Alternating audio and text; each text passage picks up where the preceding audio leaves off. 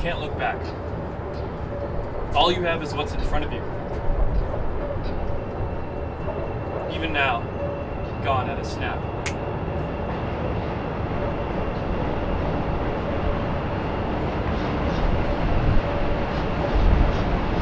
And while I'd like to re-engage with so many wonderful memories, or go back and change the course of time with less pleasant ones, like falling up the stairs on Saturday night with a drink in one hand, don't ask.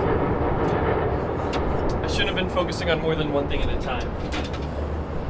Understanding that I must live now before I die. Setting my sights on the day ahead. Isn't that what you taught me?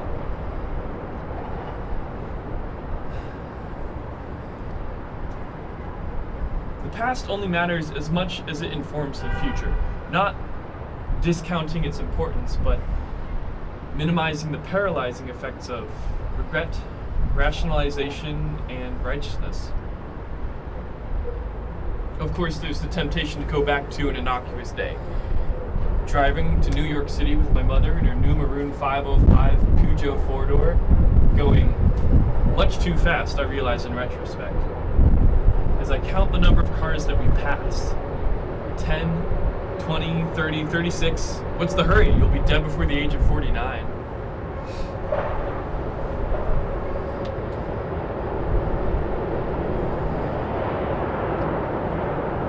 And I'll continue to think of her every day. Every single day, without pause. Without being conscious of it. Because she is a lovely woman. Who taught me to live life upside down. To live out my Jack LaLanne fantasy. My childhood idol, the exercise guru. Whose TV show I used to watch when I was sick and home from school. My mother smothering my neck with Vicks Vapor Rub.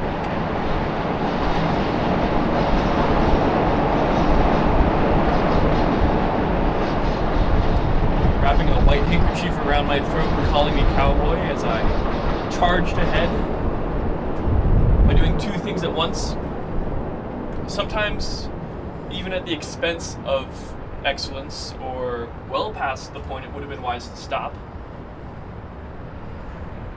So even though you're Spalding Gray, and even though you've given me the chance to relive one experience in my past, reincarnated as the narrator in our town, and even though my one encounter with you forever changed my life, though it had no effect on yours, may you rest in peace, dear one.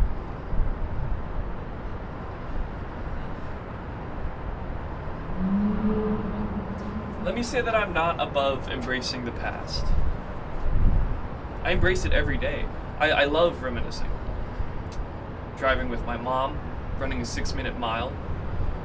My first date with my wife at Joburn's restaurant in 1984, where we spent 3 hours drawing on the tablecloth with crayons, subconsciously mapping out our future with images of homes, kids, sunshine. If I could go back to any moment, it would be that one. Not necessarily to eavesdrop on the conversation, but to ask to take that tablecloth home with me as a roadmap to our future. A moment of pure joy, followed by a series of questions.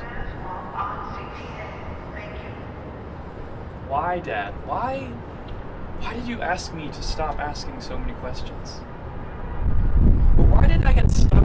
I wrote this play in 1983 called Double Fault, and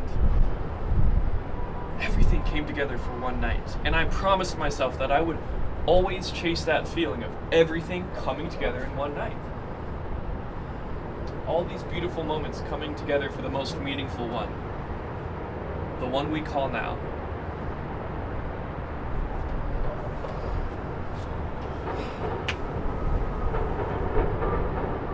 Mostly I'd ask my mom, how are you?